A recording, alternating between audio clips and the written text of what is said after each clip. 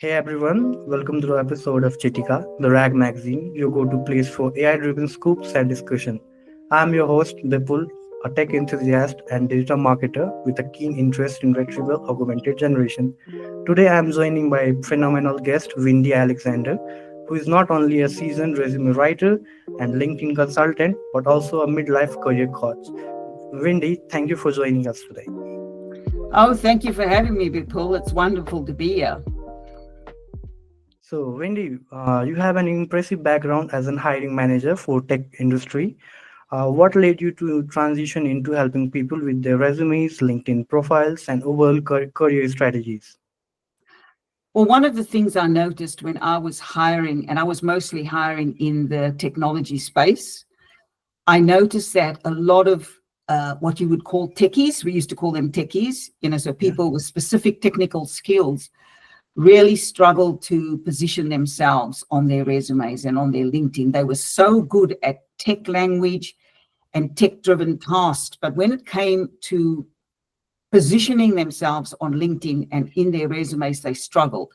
And what you need to understand is that most hiring people, the ones that make the decisions about employing you, don't really get all of the tech language. So they want you to speak to them in their language, which is what we call sort of connected language, problem solving, leadership language, all of that. That's the kind of thing that they're looking for. And I noticed the struggle. And so I set out, firstly, when I was in my management roles, hiring in tech, I just started helping some of my colleagues to write their resumes better. And I suppose the coaching and everything grew organically from there. More and more people came for help as they landed jobs in tech, as I coached them how to answer interview questions and things like that. That's how it actually started for me. And then I went through my own midlife challenges and decided that I was going to go full-time into career coaching and helping people with LinkedIn profiles and resume writing and so on. So it was a combination of starting out helping people, just noticing that they were struggling when they were going for different jobs or promotions, but then also me later on going through midlife career change and challenges, and then deciding I didn't want to be in corporate anymore. And so I transitioned into coaching. But that's kind of how it all started for me. Yeah, like it's totally amazing. And so I think this led you to also coaching people doing major life transitions, right? That's right. Yes, yes, yes. So especially women. So women go through a lot of physical and emotional and mental challenges when menopause comes along often. And so it can dent their confidence. But then also I saw a lot of women starting to question, did they really want to do that career for another 20 years? Did they want to do something different? Did they always have a passion for something else, but they kind of settled for the good job because it paid well or whatever? And so a lot of the time when a woman is going through all of these changes at once, it starts to impact and she starts to think differently about life, Mhm. about her relationships, about her children, and particularly about her career.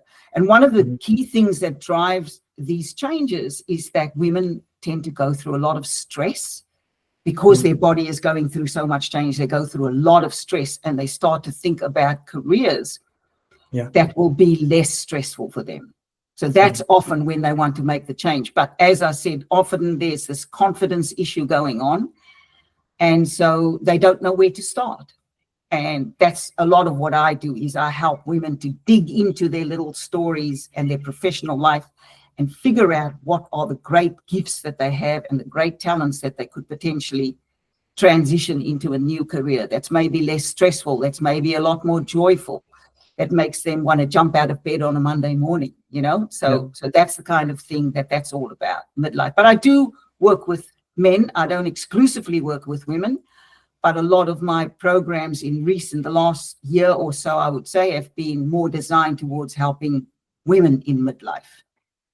Yeah, so it's a great initiative helping women achieve their career goals. Let's dive into some practical tips. The tech Yeah. industry is booming, right? So, Yes, but it it's is. also competitive, a lot competitive. And Yes. I think you have also been a hiring manager for quite a lot of time. I have, yes, 20 Yeah, something years, 23 years I was hiring in yeah, technology. So that's a long time. And I still today work with some of the former bosses that I used to work with. People, some of my former bosses still send people to me to get coached before they're ready to hire them because they know I understand okay, the industry. I come from the industry and I like to help people succeed in that industry. okay. So, like, what are the top resume mistakes you see, and how people can fix them?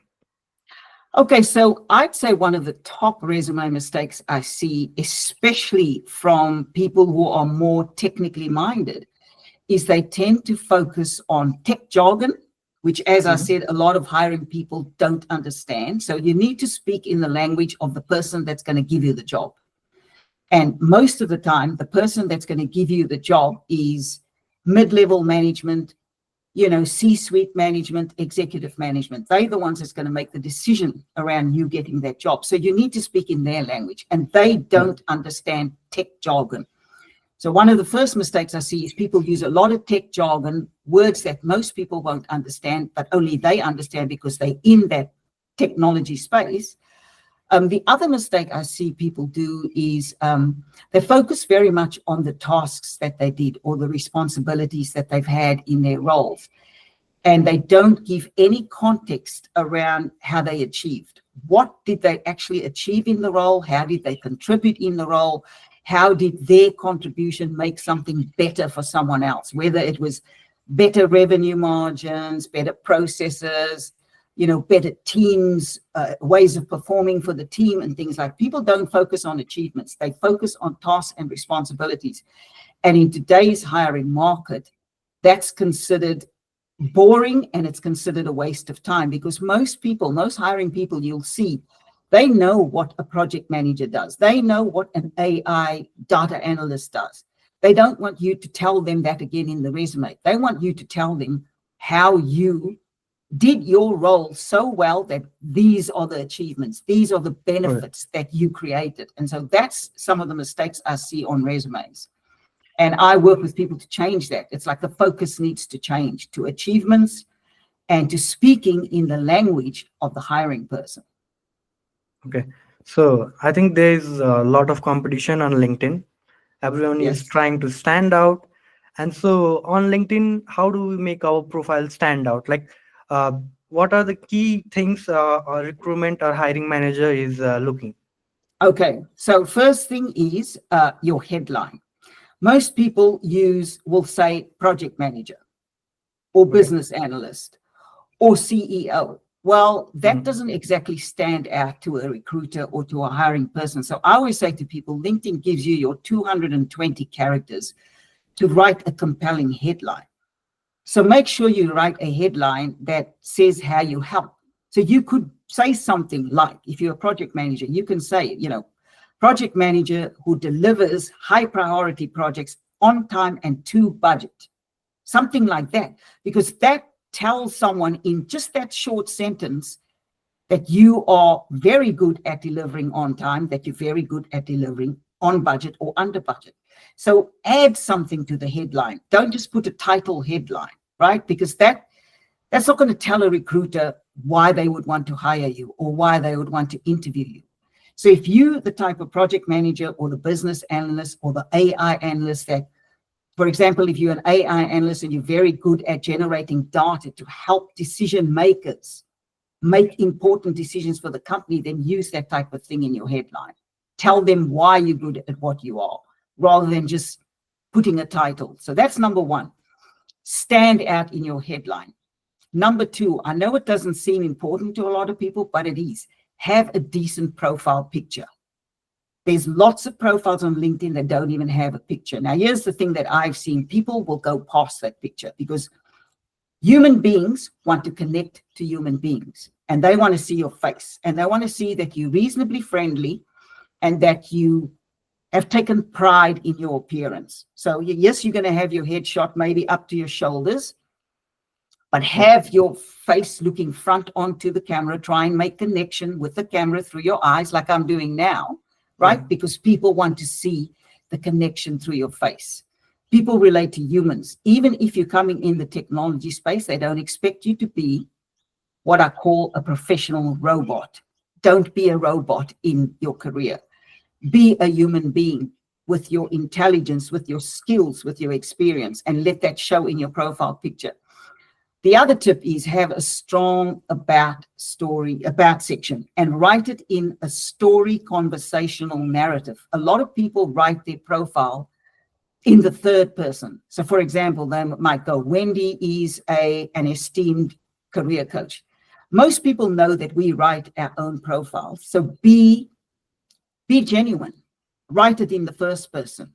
I am a whatever, but also make it stand out in terms of story. Tell a story about yourself, your achievements in your professional life, and add in something of a personal nature. So I will often help my clients end their profile with something about what they do outside of work. Because as I said, when people are looking at your profile, when recruiters and hiring people are looking at your profile, they want to see that you are more than a professional robot. They want to see that you're human. So if you're someone that's interested in traveling, maybe write a little one sentence about your travel interests. If you love running or fitness or health, write something about that. Always include somewhat of a personal touch in your about section. With your experience section, make sure you're highlighting achievements. Here again, align it with the resume. Remember, I said the resume needs to be achievements focused, and it needs to speak in the language of the hiring person. And the same applies for your experience section of LinkedIn. And then you get that skill section. Don't overkill with skills. Like put your top, say, 30 skills and organize them in a way that the very top three, because that's the first ones that's going to appear in the skill section, that your top three skills are at the top, and also that your top three skills are related to the job that you're going for. For example, if you're going for a CEO role, you want to have your top three skills be around business strategy, around people leadership, around being able to manage hundreds of millions of dollars. So budget management or something like that, right? You don't want your top three skills to be around agile or scrum, because that's not leadership skills. They job specific skills, but they're not the top leadership skills. So always reorder the skills. And these are some of the things you can do to stand out on LinkedIn. And remember, LinkedIn is the opportunity to brand yourself both personally and professionally. Professionally, but with a touch of personal. Yeah. We need to So give some sorts of personal touch. Like we need to show everyone like we do have some sorts of personal life. I think that's right. yeah. And That's share it. Don't be afraid to share snippets. It doesn't have to be long pieces, but just little sentences woven through your profile of what you like personally, and people like to know that you're well-rounded. And especially if you mention things like health and fitness, you're going to have people be drawn to that, because then they know that they don't have to worry about that side of you. If people are simply professional robots, what a hiring manager or recruiter will always be worried about is, when are you going to burn out? When are you going to burn out? Because you're so zoned in on the professional, you're so caught up in the professional life, you don't take time out for the personal life. And the worry for a hiring person is going to be, when is this candidate going to burn out, right? Yeah. And you don't want them to be left with that question in their mind before they even give you an interview. Yeah. So these are really, really, really epic tips, I think. Um, I think this things comes from a lot of experience. Yes. We don't get like these epic advice on somewhere on YouTube. So I think they are really helpful. So as you know, like our platform is centered on retrieval augmented generation. Yes. For our new listeners, RAG is a method where AI system pulls information from external data sources in real time to improve the quality of generated content. I think this is some sort of like uh, an AI having capability, like an AI having system programmed in it for something like Googling. Like they can Google anything, they can read the data, they can like analyze the data and they can structure it.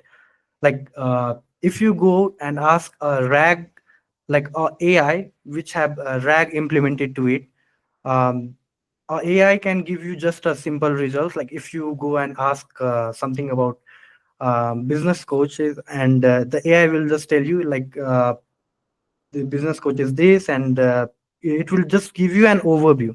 Yes. But I think internet has a lot of it. Like there are even people opinions on Reddit, on like Quoras and things like these. There are some sorts of personal touch, as we have mentioned earlier. Like we need some personal touch to stand out from rest of the audience rather than being AI bot.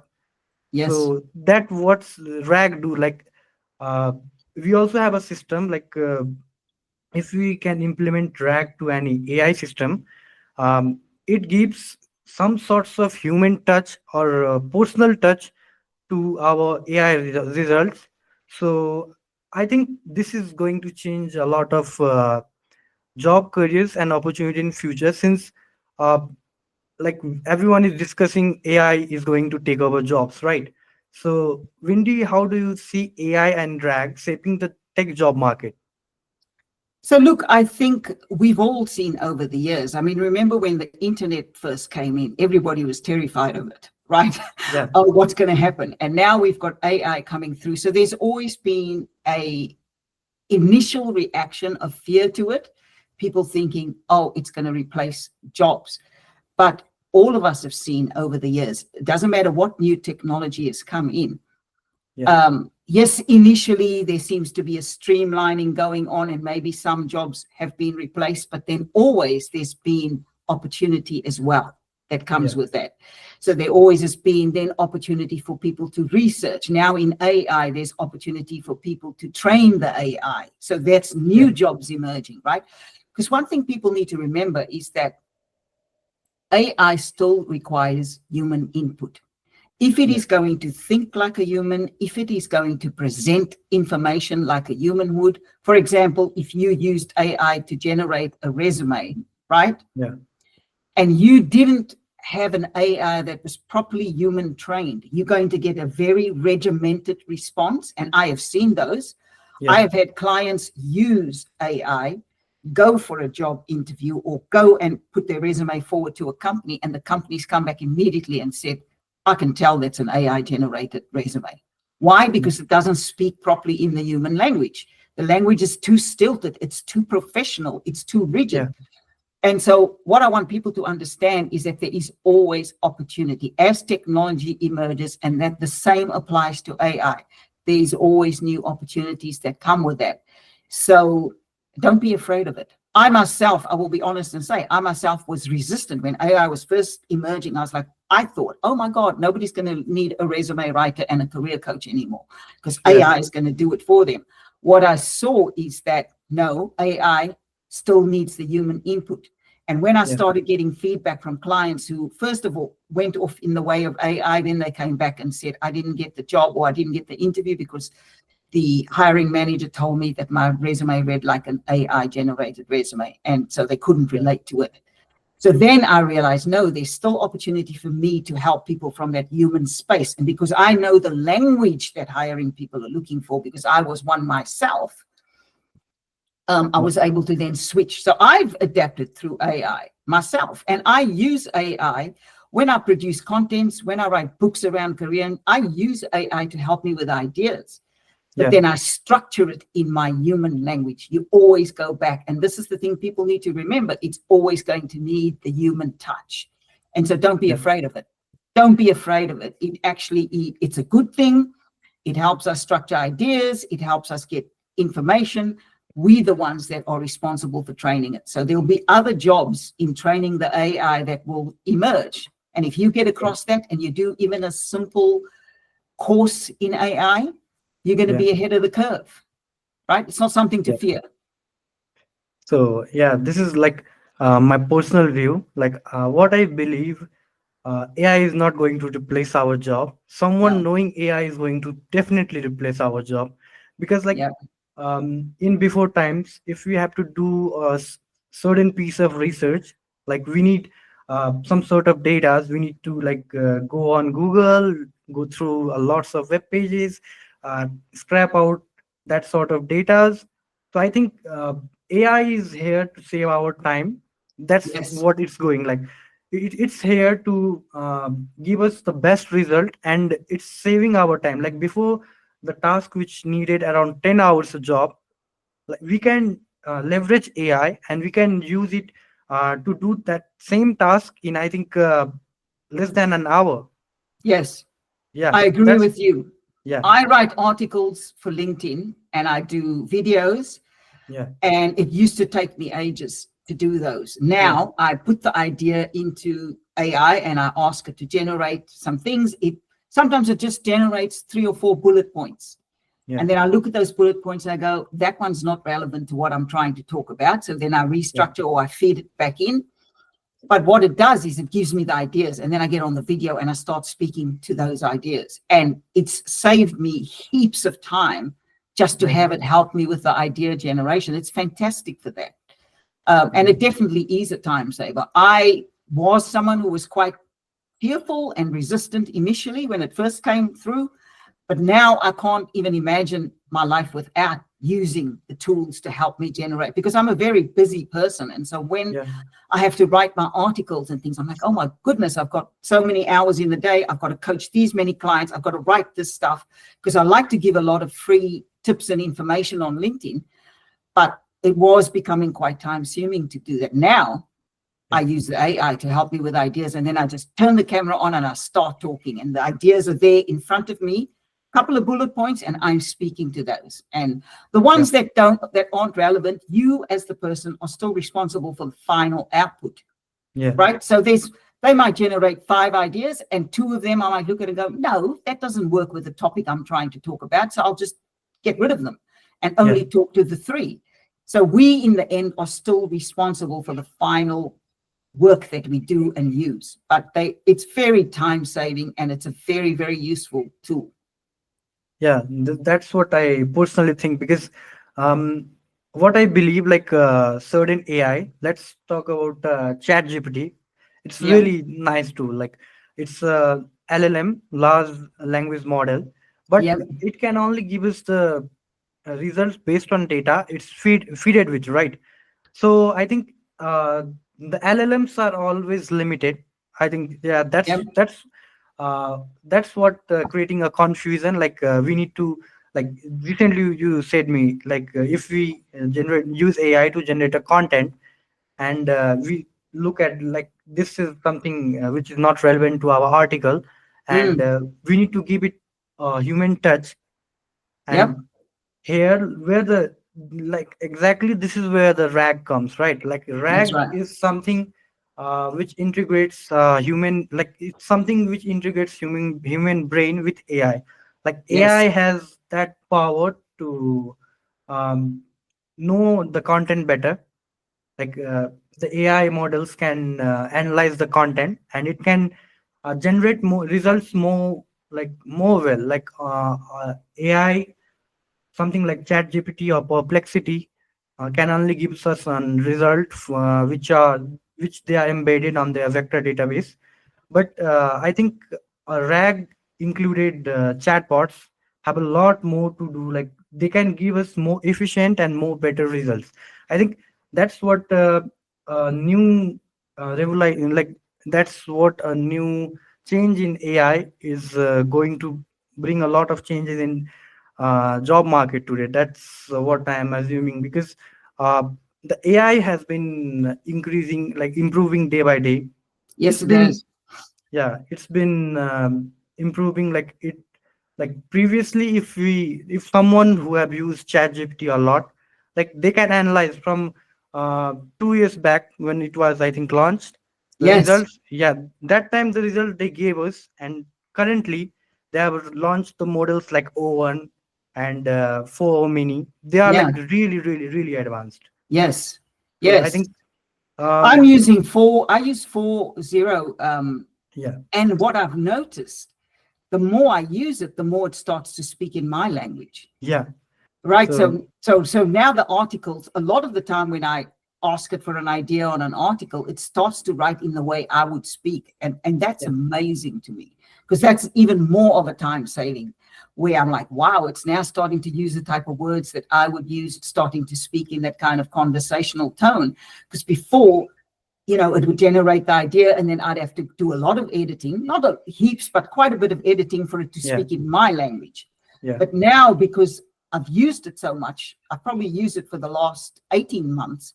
It is now Yeah. speaking in my language, my tone, using my words. I'm like, wow, this, you sometimes wonder if it's actually in your mind, Yeah. like if it's, Like it's me. It's yeah, a small version of me. So yeah, I think uh, this comes to one of my concerns, since I am a really tech enthusiast. So AI is like they are learning really great about us. Like I think some parts of future they will be able to give us results which like they can which we will feel that it is coming straight out of our mind, like yeah. it's something they are going to read our mind. So this is what concerning a lot of audiences, like uh, is AI going to take over, is AI is dangerous, like things like these came in a lot of controversies. I think Elon is talking a lot about it. And what are your views for it, like is AI is going to take over all the jobs on the market? Look, like I said, I think in the previous point, I don't think people should be afraid of it, because I think the human brain is always going to be ahead, Yeah. and AI is always going to require input from us. Yeah. Well, for it to become as smart as our human minds are, it's always going to be requiring some kind of input or some kind of training from the Yeah. human brain. And so that's my personal view. My personal view is that our brains are far more advanced and Yeah. always will be far more advanced. And any kind of computerized or AI is going to require our human input. And so maybe it will replace certain jobs, but then Yeah. there's always going to be an opportunity for new jobs, like AI trainer jobs. I have seen so many. In fact, am approached by so Yeah. many. I've been approached by so many companies to train AI, because I'm a writer and I've got a talent with words. I'm a wordsmith. They recognize people, who have looked at my articles and things like that. They go, well, this person can write, and also being a resume writer and a LinkedIn profile writer, they see the benefit of my ability with words to help train an AI. And Yeah. so I've never seen so many AI training jobs come out at the Yeah. moment. Like there's been loads of them. They're all over. I'm approached to train AI all Yeah. the time. And that's only one area of AI. There can be AI research jobs, AI Yeah. leadership jobs, research, all of these types of things. And so I think when one lot gets replaced, there's always opportunity and new ones come on the market. We've seen Yeah. that through the whole technological changes over the years. The Yeah. same with the internet, as I said, everybody was scared of it. What's it going to mean? And now Yeah. none of us can imagine our life without the internet. But Yeah. we all had to learn how to use the internet in some way, shape, or form.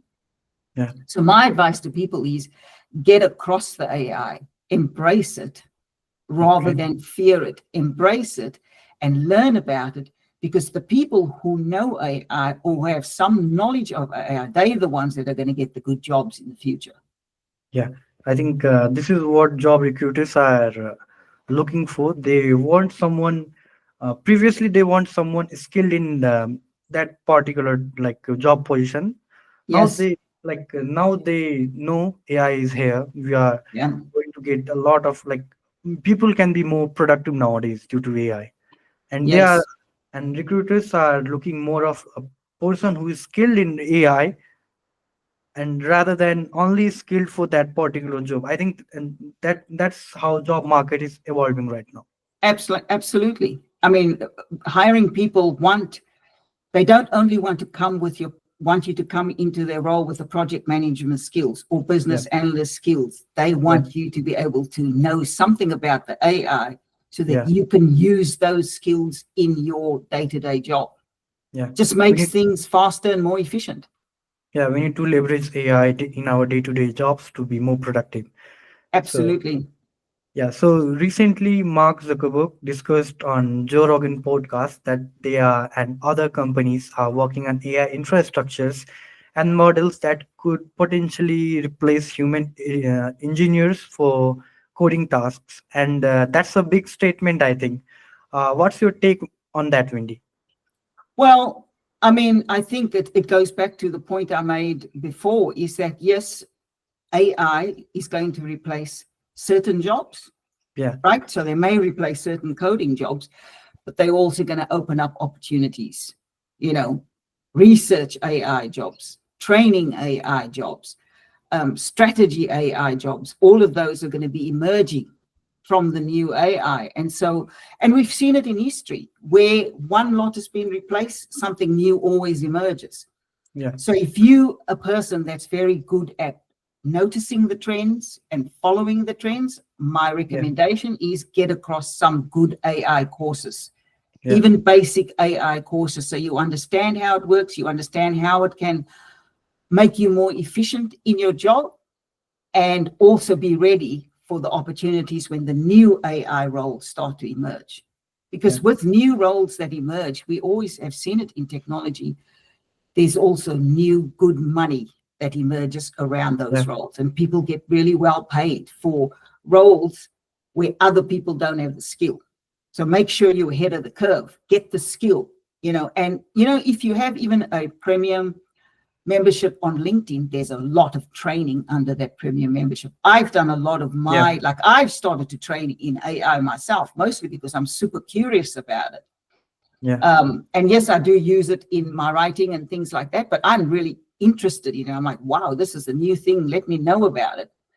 yeah, And I've got a LinkedIn premium and I've done all my training under LinkedIn. So the courses, when you hold a premium membership, are all there. They're free. May as well go yeah. use it, you So know? I think this comes to my special views. Like this is totally personal. I think for to stand out on any job markets, let's say LinkedIn, or there are also like a lot of freelance jobs. So I think uh, the attitude to learn every day, the attitude to uh, change according to the trends, according to the changes that's happening in job market. I think that's totally necessary in the job industry today. Yes, absolutely. It always has been. And I think Yeah, sometimes people forget that. There's always been new trends in yeah, what's happening in the technology space. And the people who jump, who are early adopters, yeah, usually are the ones that get onto the really good roles very quickly. yeah, The ones who resist for a very long period of time can sometimes get left behind. I'm not saying you will totally be left behind, because it's never too late to learn something, yeah, right? But try to be an early adopter. Try not to be afraid of technology, because technology has been emerging in various ways, through cloud migration, a few years ago, whereas before people never saw a possibility. Now everyone has been across cloud migration, but when it first came out, everyone was scared of it, right? Oh my yeah, God, what is it? What is it going to mean? Is it going to mean there's access to this information or that? No, none of that happened. So yeah. now AI is the emerging tech. Get across it. Make Okay. sure you're an early adopter. Make sure you get curious about it. I don't particularly need to use a lot of AI in my role at the moment, but I'm super curious about it. And what I've found, that because I've been learning about it and I've sort of let it be known out in my network, suddenly people are approaching me for. So I've got other streams of income. If I want to, I can become Yeah, an AI trainer.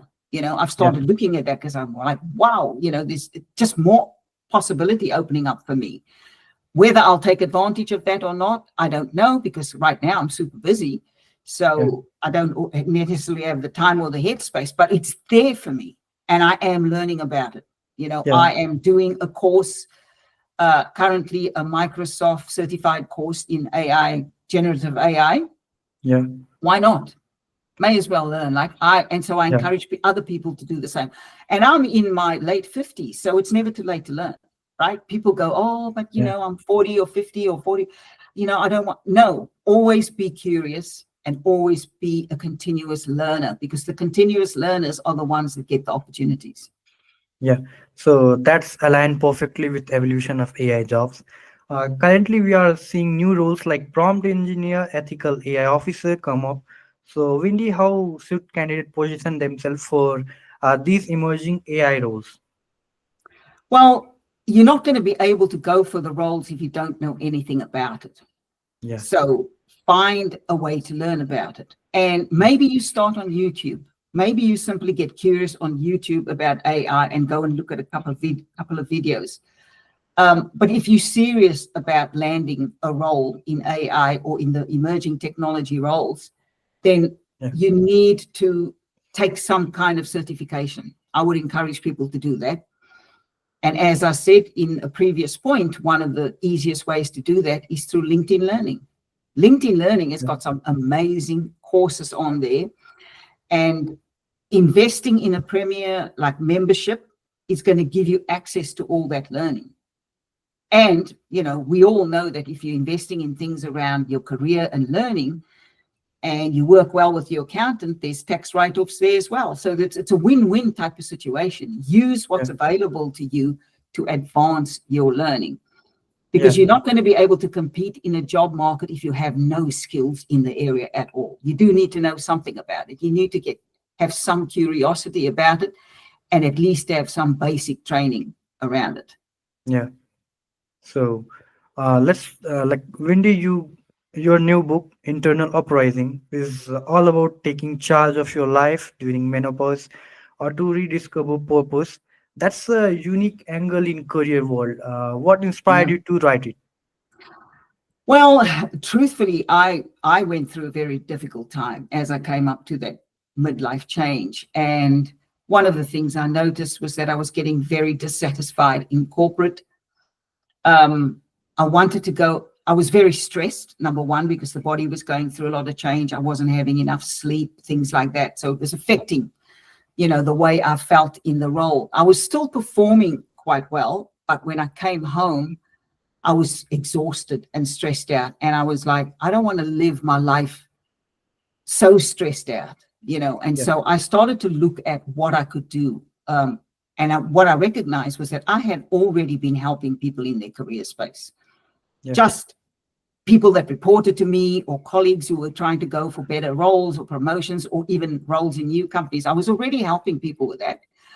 I've always been a decent writer. I was writing since I was a child, you know, so I had a love of words, and I wrote resumes, I wrote poetry, I wrote short stories. A lot of the time, when all the jobs that I had, the bosses, once they saw I had an ability with words, they would give me all the communications to write. So I did a lot of PowerPoint presentations. So I recognized when I started to look at life, my life, and I started to look at the talents we had achieved, it was all connected to writing and it was connected to helping people. And so I just kind of combined those two skills and decided to go full time in my career coaching business. And so I left corporate about 5 years ago and have been doing this full time. And then wrote the book based on the struggles that I had. So it's quite an authentic book about my own struggles, yeah, what it led to, which, you know, leading to me then defining, you know, where I wanted to go work in the world and what would suit me best, what would make it less stressful for me, and then how I transitioned into that change. And so that's where I do a lot of my work now, using my own example and what I've done with my own life, and then helping other midlife careerists, both men and women, more so women in the last year, but also, you know, executive level male CEOs and things like that, who were tired of the careers they were doing and wanted something different. Sometimes they wanted to go and work in community driven projects. You know, they wanted to contribute something back, but they didn't know where to start or how to start. And so that was really the driving factor behind the book, was my own personal journey, plus the desire to have a new career and the desire to continue to help people grow in their careers, and helping midlife people especially understand that we are not has-beens when we get to that age. We actually can still contribute, right? yeah. So that was really the driving factors behind it. So that's really fantastic. So it's so important to address these topics that aren't oftenly talked about in career coaching. So What's one key takeaway for someone going through midlife changes in fast-paced tech environments? I think one of the key tips I would give to people, first of all, is to tell them to take care of themselves. So self-care is very important, because it's very difficult to make career transitions or to make changes in your career if you're super stressed. We don't think clearly when we're really stressed, Yeah, and we work in a space of anxiety. And when you're working from a place of anxiety, I've never seen people make great decisions. So I would say self-care would be number one. And then the second thing is start to look through your own story and yeah, identify where your key talents lie, where your major interests lie or passions lie, and work through that to figure out what kind of career you might want to do, what might be the best thing for you, the most suitable for this time of life, and the most suitable for keeping stress levels down. Because the older we get, the yeah, less stress we need to live with. We can handle stress in our younger years because we're kind of young and we fit yeah, and all of that. But when you get older, as you're going through midlife and beyond, we need to take care of our health. If you want to be effective in anything, whether it's in building your finances, in building your career, you need to make sure that your stress is managed and that your health is managed, yeah. because that will push you forward into the kinds of roles and careers that will be enjoyable for you. Yeah, so this is like they are really great tips. Personally, what I think, like I'm 26, and personally in our like the age between 20 to 30, we have lots of energy. I think we need to figure all industries out. We need to work really, really hard.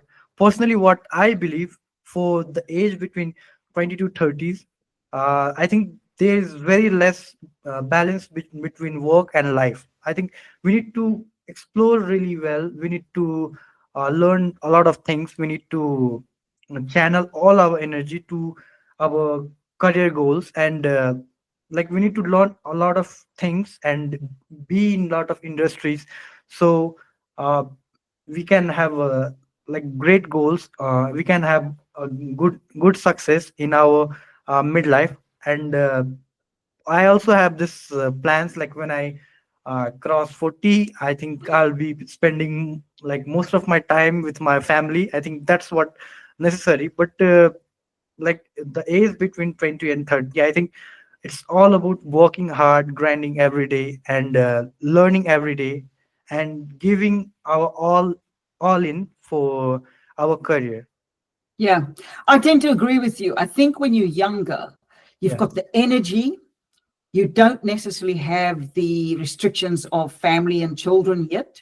yeah, And so that is the time. And I call that the foundation. If you set a really strong foundation for your career between the ages of 20 and 30, 35, yeah, by the time you get to the later career life or the midlife and beyond that, the foundation is already laid and it's really yeah, strong. And you've learned a bunch of different things.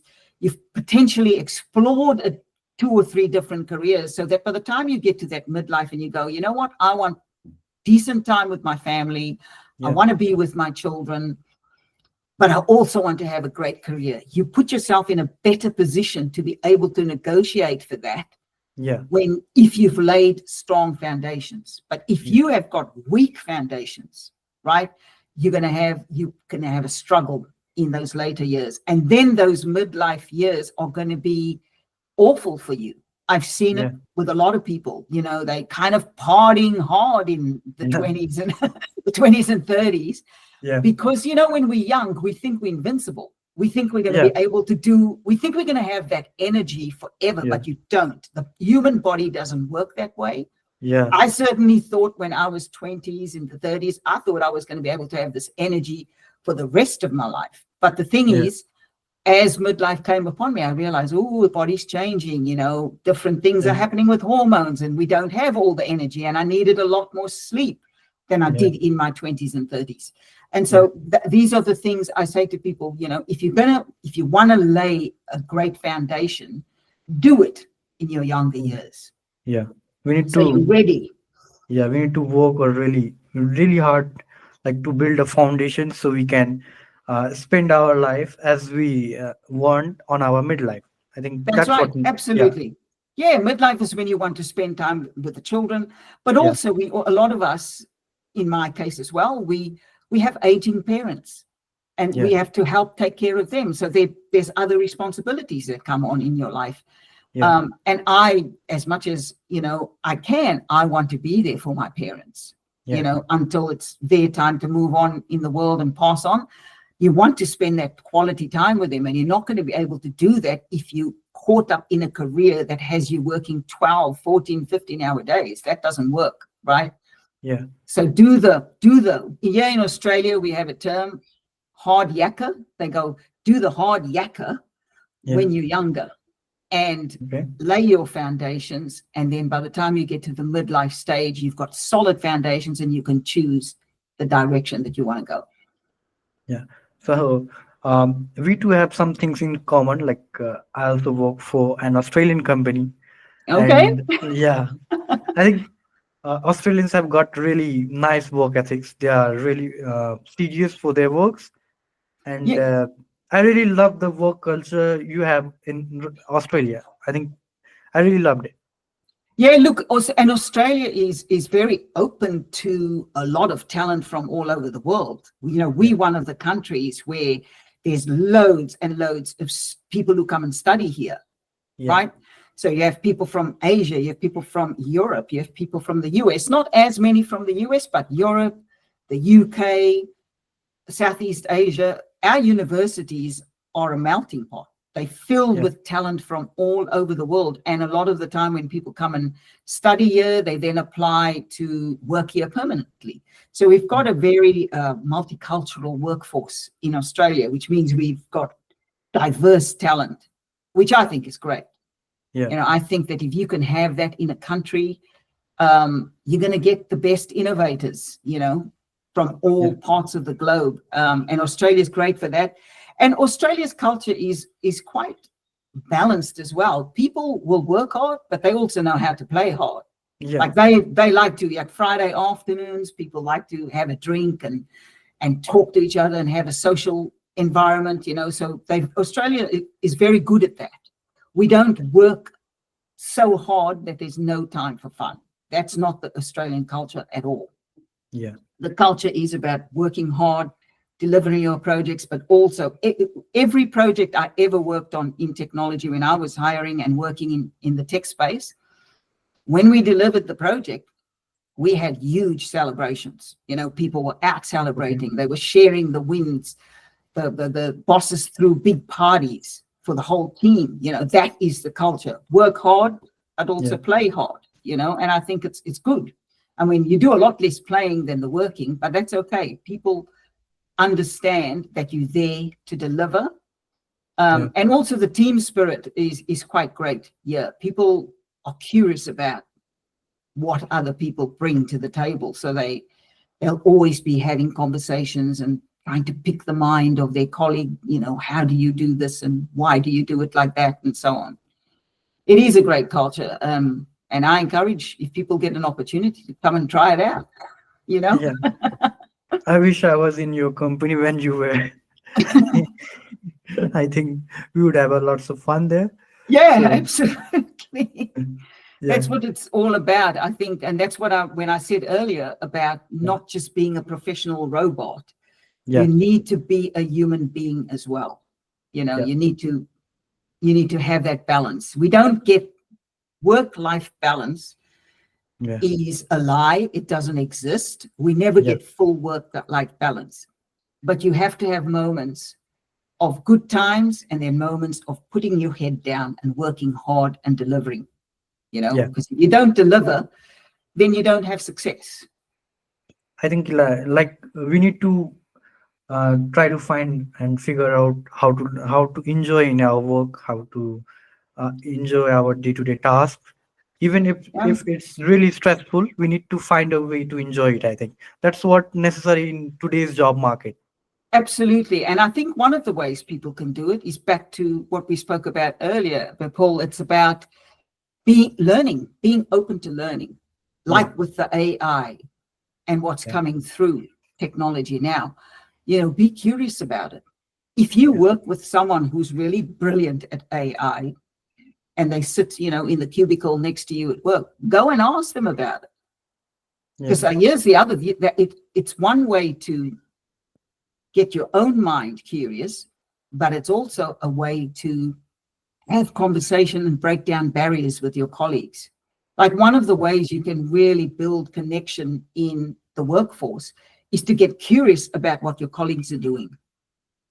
Because Yeah. at the end of the day, people like to talk about what they're passionate about. If someone loves AI and you don't understand it, go and ask them about it. You're going to learn so much about it because that person Yeah. is going to be so enthusiastic about it. They're going to teach you just in a casual conversation. Yeah. So I think the job market is really evolving. We like there are certain new things coming up, like 2 days work or hybrid work or remote jobs. What are your views? Like, where are we heading? Like, how this is going to affect our job market, as well as how this is going to uh, affect like our productiveness. Is this going to be more productive, or this is going to reduce our productiveness? Is this going to be uh, helpful to job markets, helpful to the companies, or this is going to negatively affect them? What are your views for them? Okay, so with the working environments, I think that all of us proved that we can work from home when we had the pandemic. Yeah. So no bosses and managers can turn around and go, it can't be done. It's been done. Yeah. So that ship has sailed. Whoever wants to sing the song about it can't be done. And so I personally feel that a hybrid environment is the best environment, Yeah. because when you have hybrid environments, you're basically taking care of various needs in various people. So, for example, if you have parents, mothers or fathers, who need to drop the kids off at a certain time to school, they can do that and then Yeah. come into the office or work from home. So I think a Yeah. hybrid environment where people are doing a couple of days from home and a couple of days in the office, I think that's the best environment. I have seen, and it's sort of happening here in Australia, they're trying to force people back into the office full time. Yeah. And I think you're going to end up impacting certain things, right? Because people felt like they were seen, like they were looked after. They, especially when we came back from the pandemic, people were still able to work from home, some of them, or do Yeah. 2 days in the office and 3 at home. And many people felt like they were taken care of. The boss Yeah. understood that they had children, that they had other commitments, and they were flexible. And when you show flexibility, most people, some people will take advantage of it. There's always going to be that element Yeah. that takes advantage, right? But most people won't. And they will appreciate it, and you'll get their best work. Yeah. I think it's going to be a mistake if companies try to force people back full time in the office only, because now you're going back to the old models and you're impacting on parents or people who need that flexibility, because some people have, as I said, aging parents, so they're taking care of aging parents and they've got to take the parent to the hospital for the checkup or the doctor or whatever, and they need that flexibility. So I personally think that if companies try to force the old model back on people, I think it's likely to be a mistake. It's going Yeah. to impact. People will go to companies that are more broad-minded, that are going to keep that hybrid model going. And I think that that's the healthiest model, because we need to work with teammates. So we do need to come into the office. There's something that happens when you're collaborating with your teammates. There's something that happens in terms of stimulation, in terms of minds coming together and creating ideas together. That's important. And that happens in an office environment. But then there's also something great if a company shows that they can support flexibility in the workplace. So that's my view on it. I encourage hybrid working Yeah. environments. I personally think like this is really good. Like if we are going for the hybrid environment, also there are lots of remote works. I think this boosts productive. Like this is going to help us. Like if we feel we are being watched out or controlled, I think this always gives a sense. And most of the people like try to change the work environment, try to change the companies. Personally, I think remote works for me. I think I really love it. Like I love to work according to my time, according to my flexibility. I think that's what necessary. This is what I love personally. Yeah, and look, and I think it's on a case by case basis. Like some roles, here's what's going to happen. If companies try to force people to do the in office thing, many people are going to go look for those roles that are remote, right? Yeah, Because they go, you know what? And the companies that are ahead of the game, these are the companies that are really focused on AI, because AI is remote work. yeah, Fundamentally, you can do all AI remote. And the companies that are leading the way, they're the ones that are going to be successful. They're the ones that are going to offer the remote jobs. So I think companies need to be watching the trends, and you yeah, need to meet people where they are at, right? You yeah, need to meet people where they are at. You can't walk around saying, as I said, we can't do remote work. We did it for yeah, 2.5 years. So yeah. nobody can come with that story. That ship has sailed. Yeah, and as far as job environment, I think the company should be only concerned about whether their employees are having great output, they are delivering their exceptional work, they have reliable internet condition, they have decent working space, they have nice work ethics, work culture. Like the company should only have one concern, whether the task that the person is assigned is completed or not. If completed, like it should be productive. Like it should not be 5 minutes of task taking 1 hour in remote work. I think Yeah. this, yeah, this the only concern should be productiveness and work ethics. This is my personal thinking. I think this is my personal opinion. Well, I think you're right. I think because look, you can only sort of fool a system or a company for so long. If you're someone that doesn't deliver great output, someone's going to see it very quickly. Yeah, And if you're someone that delivers great output, they're also going to see that very quickly. So yeah, the most important driver should be not where or how a person works, but what the output is. Are they delivering on their tasks? And what kind of quality are they delivering? That really should be the decision yeah, making factor. But, some companies will take a while to come on to that. The ones that have already embraced that the output is the most important thing, the quality of the work, the person's work ethic, the ones that have embraced that are the ones that are leading the way anyway, yeah, right? They will always lead the way. Companies that put trust in their workers, real genuine trust in their workers, will always lead the way. yeah, Companies that don't will eventually start having problems, because if you don't trust your yeah, people aren't going to trust you, and they're not going to deliver the best for you. yeah.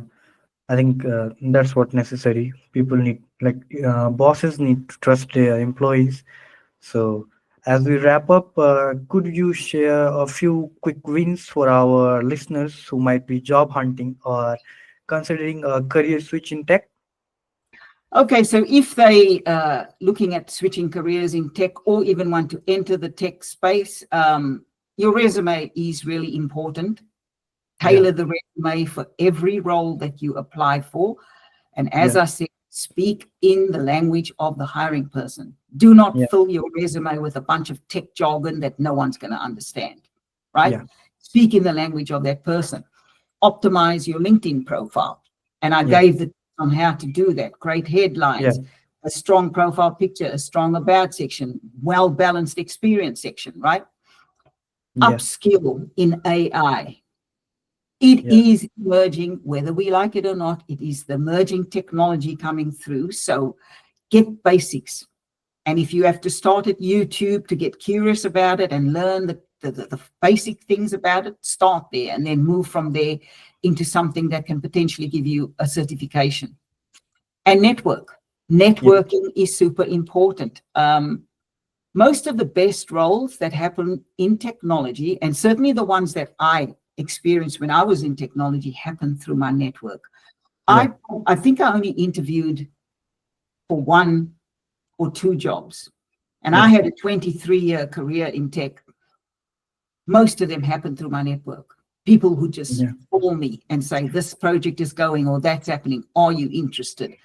And that means with networking, it's not just about building connections on LinkedIn. It's about building great relationships with people in business. Because Yeah. if you have great relationships in business, you'll never be short of an opportunity. Yeah. So now I'm glad like I have your network. I That's think right. yeah. We're friends now. So, Yeah. I'll be surely adding you to my LinkedIn. I think yeah, yeah. absolutely. And, Yeah. your audience, whoever wants to, I have a very strong network here in Australia, but also around the world because I work with people around the world, but very strong here in Australia and New Zealand. Yeah. And if people are solid people, good people with great work ethic, I have helped people. I've Yeah. introduced them to my networks to help them. But I Yeah. always have to see that they've got the qualities, like I won't just open my network to anybody. Someone has to show me that they've got great work ethic, that they're givers in life, that they're willing to help other people, because Yeah. I've helped many people in my career and many people have helped me. So I look for that kind of people that it's going to open doors, that's going to share knowledge, share information. I'm really curious about AI. So, and I know you are now, Bipul. So Yeah. anything I need to know, I'm coming to you, Okay, sure. So these you are the know? great tips. And for those wanting to deep dive into personal development, they can check out your book, Internal Uprising. So, Yeah. can you tell our audience where they can find it? So Internal Uprising is on Amazon, all the Amazon outlets. If you do Internal Uprising in the search on Amazon and Wendy Alexander, it'll come up there. But I'll also send you a link to a promotion that I'm doing around the book, which also includes an audio of the book and another book called Beyond the Cubicle. And that book is Yeah, all about how to write standout resumes and LinkedIn profiles. And it's bundled up as a package. So I will send that link and you can put it in your yeah, show notes. yeah. I'll be surely putting in my descriptions, and our audience can surely check it out. Yeah. So, so Wendy, really thank you for sharing your expertise on today episode for Chitika, the Rag magazine. We have discovered a lot. I think we have also got off the script. We have discussed really great things, and for from resume based practices to AI future, and even your empowering journey in internal uprising. It's been really pleasure to have you. Oh, it's been wonderful talking to you. I've learned a lot myself, Yeah, and I'm glad that I've been curious about AI because I can see it, continuing to emerge, and there's a future for those who are willing to embrace it. Don't be yeah, afraid of it, is my key message. yeah. So to our listeners, viewers, thank you for turning in. If you enjoyed this episode, don't forget to subscribe, share, and drop us a review. And I'll be surely linking Windy's book link, and you can check it out.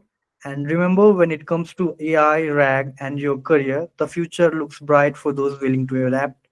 Until next time, this is Bipul Yadav signing off from Chitika. Thanks.